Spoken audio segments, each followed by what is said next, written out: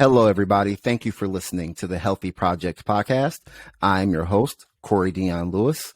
I have a great guest with us today. He is the CEO and founder of Violet, talking a whole lot about cultural competence and his journey and how he got that company started. I have Gaurang Choksi in the building today. Gaurang, thank you so much for being here with me. I really appreciate it. Yeah, thank you for having me, Corey. I'm excited for our conversation. Yeah. So, before we get into the discussion, how about you tell the people a little bit about yourself and what gets you up in the morning? Yeah, I am a huge healthcare nerd. So, a little bit about me as a human. I am a gay man. I grew up on Medicaid, and I'm an Indian immigrant. So, I was born and raised in India, moved to the US when I was 10, lived in the Chicagoland area. And those lived experiences really shaped what I care about. And frankly, it really fueled what actually gets me excited in the morning. Professionally, I spent many years building an insurance company called Oscar, and I got to really see, in my lived experiences, I got to see healthcare really failing in so many ways. And then professionally, as I built Oscar, I got to see healthcare failing for many Americans in many other ways. And so healthcare and building health equity is really what gets me up in the morning. That's awesome. And I mean, you bring up something, with when it comes to the LGBT community and those healthcare disparities and those gaps. And I know Violet is really about cultural competence. Tell me, what does cultural competence mean for you, and how can that close those gaps in the healthcare for that community or for your community that you're a part of? Yeah, I believe that healthcare really is fundamentally a human right. And what I believe is healthcare needs to be tailored for all of us.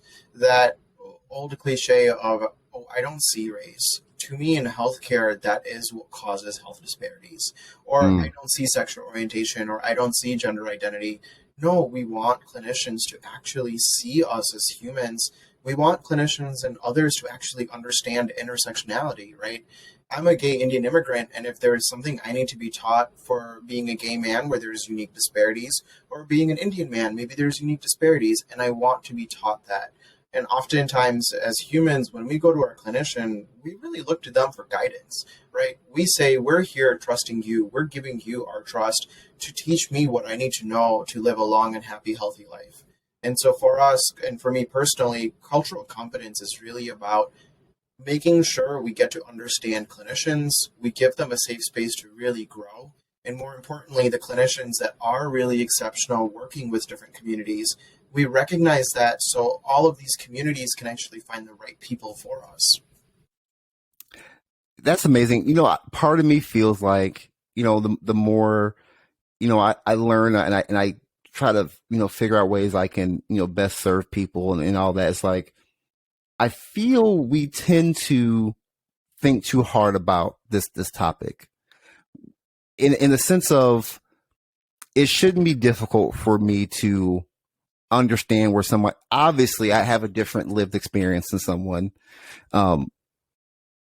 It's not that hard to learn. I feel like it's not that hard to figure it out. What is it what was that really made you say, hey, Violet needs to be a part of this solution? Yeah, I truly believe that any good innovation comes from people experiencing lived experiences and pain that they're seeing. As a gay man, even in New York City, I went to a doctor where in the subway that I took to the doctor visit, there was ads for PrEP use. PrEP is a preventative drug to prevent HIV, and it's recommended by the CDC for a lot of the members of the LGBT community. The doctor I went to, when I asked for a refill for PrEP, she didn't know what PrEP was. And Corey, just think about that for a second. This was a digital health company where they had lots of amazing clinicians, but somehow I was routed to the clinician that really just wasn't the right person for me. And I don't think Sarah is a bad clinician. What I see is she wasn't given the right education to really understand how to work with gay men. And frankly, that organization, they didn't know how to actually best help me get to the right person. And that's really a function of they didn't know who was on their team, right? They didn't have the education, nor did they have the data to say, this doctor is objectively the right doctor for you. And when I was building Oscar for many years, I would see so many Americans having the same problem. We would get complaints, and people would call in and say, I'm a gay black man. I want a doctor that's also gay and black because it's going to make me feel safe. And as an insurance company, we didn't have that data, but also I personally don't believe in segregation. I don't believe that just Hmm. like care coordinating based on lived experience is going to actually build healthcare equity because there isn't enough diverse clinicians to start with. What that's going to result in is egregious wait times for our communities, and that's not what we want. And there is lots of clinicians that may not be in a community, but they really know how to best serve the community because of all the communities they've studied about or all the hands-on experience they've had either volunteering or working with certain communities at certain facilities. So with Violet, what we're really building is technology to help bridge this gap and actually support clinicians on their journey of learning to be inclusive. No, that's real. Like, even, you know, for me, wanting a African American or a black doctor in Iowa is is hard. So, or not even an option is for some people. And so when you start taking into account that, and you feel like, okay, I'm going to have to settle for someone that doesn't look like me, doesn't understand my experience, and you're hoping that they at least, they may not empathize, they may not know, but they get it, and it's, you're just kind of taking a shot in the dark and hoping that they will give you the appropriate care that you need. Yeah, which as a society, what I'm really excited about is when it comes to learning about culture, learning about communities, right now as humans, if we don't feel comfortable saying the word black, as care delivery professionals, if you don't feel comfortable acknowledging race, gender, or sexual orientation, as humans, we avoid actually talking about those humanities and identities.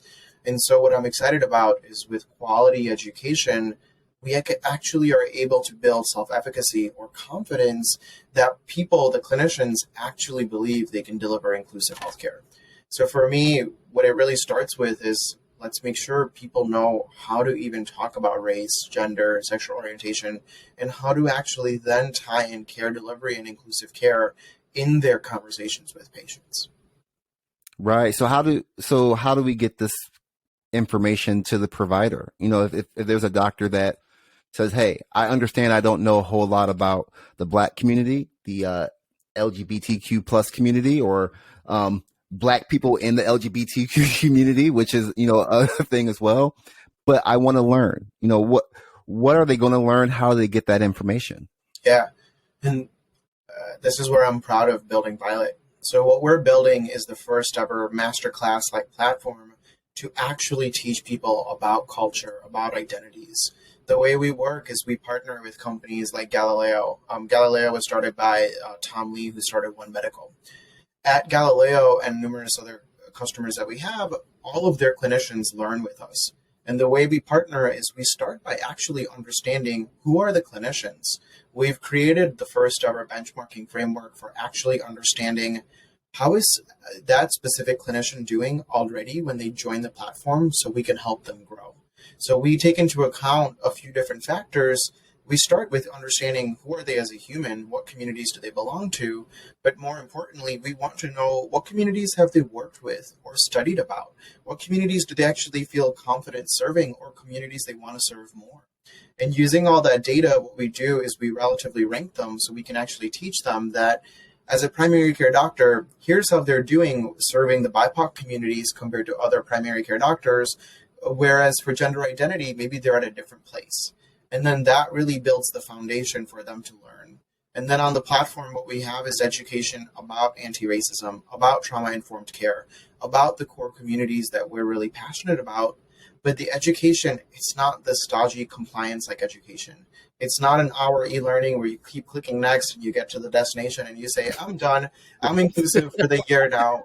What we actually Right. have is bite-sized learnings where it's 15-minute modules where we actually ask people to really deeply think. We ask them to answer questions such as, what is your own race, and what did you learn about race growing up? How does that affect the care delivery that you have? Or have you ever thought about your own gender identity? Or how do you actually currently feel if you have an 8-year-old coming to you questioning their gender, but the parent is also struggling and navigating gender? So it's with these Mm. questions we help people think, and then we give them applied examples of how to actually apply the learnings. So we have lots of case vignettes where we teach, once we teach the facts and figures, we give them examples of how to actually apply their learnings. Oh, that's dope. I really like that. For someone, if I can just talk about the patient for a minute, and there's that patient that their doctor has not discovered violet, but they want their provider to know some things about them culturally, so they can get the best care that they need. What are some of your ideas for someone to be able to, what can they do to approach their provider? How should they approach that situation? Yeah, it's hard. I think about this as really two sides of the same coin. It's hard for clinicians to talk about race, gender, sexual orientation because they're scared. There is this degree of fear of walking, and they feel there's a feeling of walking on eggshells because they don't want to come out politically incorrect. But as a result, there's harm being caused, right? We're not talking about the disparities that exist based on patients' race, gender, and sexual orientation. The other side of this coin is the patient experience, which is it's hard to come out to strangers. It's hard to actually ask somebody, as a Black American or as a human that belongs to the BIPOC communities, what do I need to know about disparities that I may have because of just who I am as a human? But what I always encourage is the facility, the room you're in, it's really meant to be a safe space. If we don't ask the hard questions and actually be vulnerable, we're not going to get the answers we need to live a long, healthy life. And what we know is in diverse communities, there is more trauma from the past. People objectively avoid healthcare because they've been hurt in the past by healthcare providers. But what I always say is, if we don't start the journey, if we don't advocate for ourselves, there is this feeling of we're not going to get the answers we need. And there is a lot of clinicians out there that are really trying to be their best and having those conversations. Frankly, when the patient asks the question, it may actually open up the conversation to then talk about disparities for those communities and the identities the patient has. No, that's real. And it is very tricky because you could be a very sympathetic, provider, but if you don't know how to have that conversation, you could come off the wrong way. Yeah. And can just ruin that person's experience of healthcare. And we were talking about this before we went live. It just takes one bad experience for you not to go back.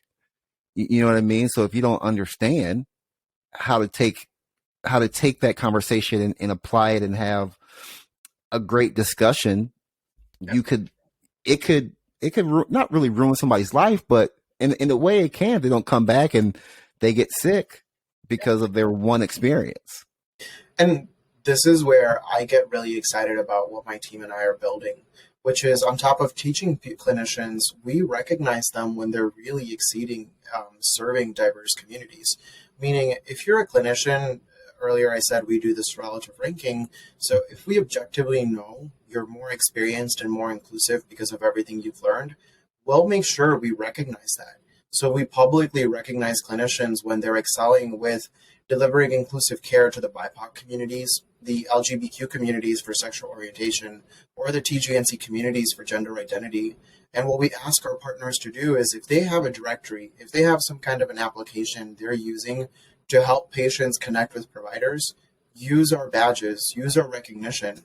Because what it does is, from the start of that relationship now, there is a sense of trust, which is, this provider has this badge because they've done the experience, they have the experience, they've done the education, and that badge really builds it's a catalyst for starting the conversation of vulnerability.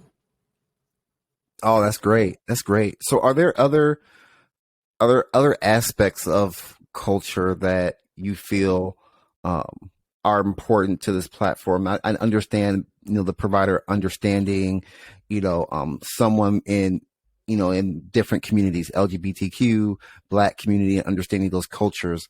But is there anything to where someone where someone lives. There are those other social determinants of health. What are those?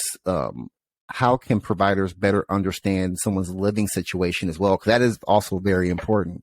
Yeah, we do teach about social determinants of health, and we teach about how to actually ask questions to better understand somebody's actual where they're at on different factors of social determinants of health.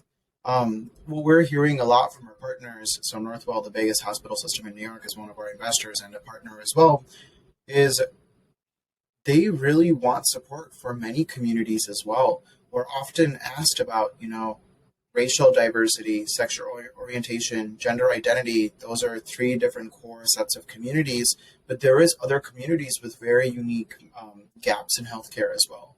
So being a startup, what we do is we really listen. We listen to what are all the hospital systems, what are all the care delivery organizations, what are all the insurance companies that we partner with, what are they asking about? And we pattern match and we make sure we keep prioritizing and building.